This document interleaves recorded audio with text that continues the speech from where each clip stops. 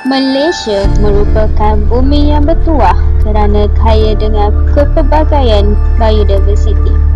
Kepelbagaian biodiversiti merangkumi semua benda serta ekosistem yang merupakan habitat bagi hidupan ini. Tetapi kini semuanya berubah angkara bauxite. Isu aktiviti pelombongan bauksit yang memberikan kesan buruk kepada manusia dan persekitaran telah menjadi perbincangan yang serius dalam masyarakat di Malaysia sejak beberapa tahun kebelakangan ini. Bauksit dikenali sebagai sumber aluminium utama di dunia dan bauksit juga merupakan campuran kolida oksida yang mengandungi air.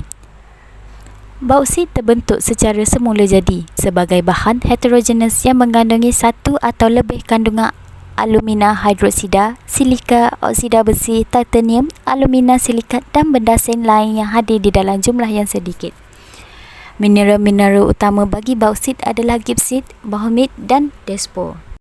Bauksit bercirikan ciri fizikal yang warnanya jelas iaitu coklat jingga dengan semburan kuning. Warna tersebut kita dapat melihat dengan menggunakan mata kasar tanpa menggunakan alat batuan yang lain. Namun, hasil warna yang dilihat akan berbeza dengan penggunaan batuan lain. Bauksit juga mempunyai dua jenis, iaitu laterite dan karst. Seperti yang kita semua sedia maklum, di Malaysia mempunyai kebanyakannya bauksit adalah jenis laterite. Bauksit terbentuk hasil kesam pemendapan dan pemantapan batu-batuan yang memakan masa tempoh lama, dicampur dengan elemen dehidrasi oleh suhu panas. Kebiasaannya, bauksit mudah ditemui di kawasan tanah berbanding minyak dan gas serta sesetengah biji besi dan biji timah tertentu yang memerlukan penggalian tanah yang sangat dalam. Bauksit ini kebanyakan digunakan dalam industri penghasilan seramik, penghasilan jentera mesin dan kenderaan terutama badan kapal terbang, industri pembungkusan, khususnya pembungkusan makanan dalam tin.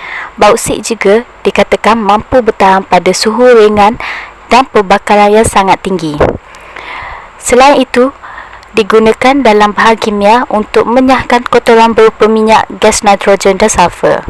Aluminium merupakan penghasilan daripada bauksit. Aluminium adalah produk yang semakin penting untuk pembuatan kerana berat cahayanya, kekuatan dan ketahanan serta keupayaan untuk dikitas semula. Berdasarkan penilaian kitaran hayat, kekuatan yang tinggi kepada nisbah berat keputusan aluminium penjimat bahan api yang ketara, terutamanya di mana penggantian boleh dibuat bagi bahan-bahan binaan yang lebih berat.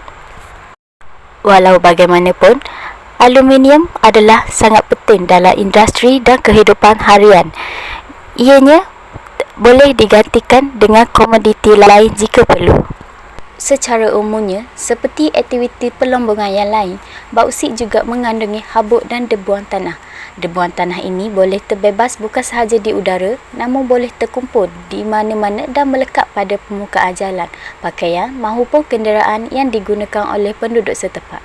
Pendedahan yang banyak atau berterusan terhadap debu tanah dan habuk secara umumnya pada sesuatu masa boleh menyebabkan gejala batuk, sakit tekak, pedih mata mahupun gangguan pernafasan.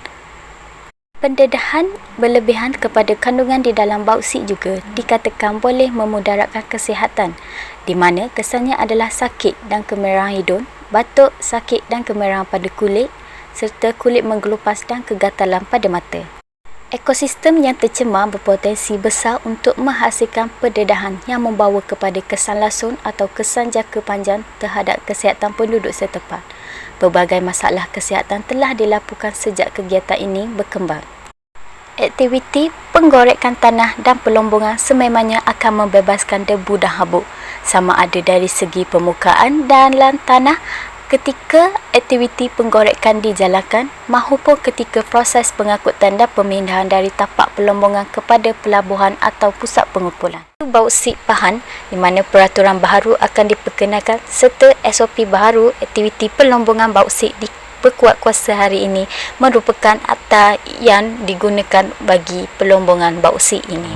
Yang pentingnya apa yang telah diminta oleh kementerian dan apa yang telah diminta oleh Kerajaan Negeri, kita telah jumpa satu pertemuan dan kita sama-sama setuju supaya apa yang dibuat, yang diterjemahkan dalam SOP ini, dan Kerajaan Negeri akan patuh dan kita akan kuat kuasakan.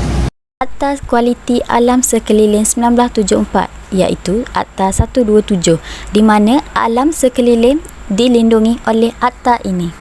Seterusnya, Seksyen 24 Sekatan mengenai pencemaran tanah tanah di mana walaupun seseorang mencemar atau menyebabkan atau membenarkan mana-mana kawasan dicemarkan yang melanggar syarat-syarat boleh dikenakan di bawah tindakan Seksyen 24. Seksyen 41 Penalti yang tidak diperuntukkan bagi kesalahan-kesalahan. Akta Keselamatan dan Kesihatan Pekerjaan 1994 iaitu Akta 514 di mana tujuan akta ini diadakan supaya memastikan keselamatan, kesihatan dan kebajikan orang yang sedang bekerja terhadap risiko kepada keselamatan atau kesihatan yang berbangkit daripada aktiviti orang yang sedang bekerja serta melindungi orang di tempat kerja dan untuk menggalakkan suatu persekitaran pekerjaan bagi orang yang sedang bekerja yang disesuaikan dengan keperluan fisiologi dan psikologi mereka untuk melindungi semua masyarakat setempat. Secara kesimpulannya, dapat dirumuskan bahawa penggunaan bauksit secara haram dapat dielakkan sekiranya kerajaan cakna ke atas faktor penyebabnya berlaku pelombongan bauksit ini, seperti permintaan pasaran yang tinggi serta undang-undang yang longgar. Oleh itu, ia dapat diatasi sekiranya pelaksanaan undang-undang yang berkaitan dapat dilaksanakan. Hal ini bagi memastikan kesejahteraan rakyat terjamin. Di samping itu, dapat memelihara alam sekitar serta mencegah daripada sebarang penyakit akibat daripada aktiviti pelombongan bauksit secara haram ini.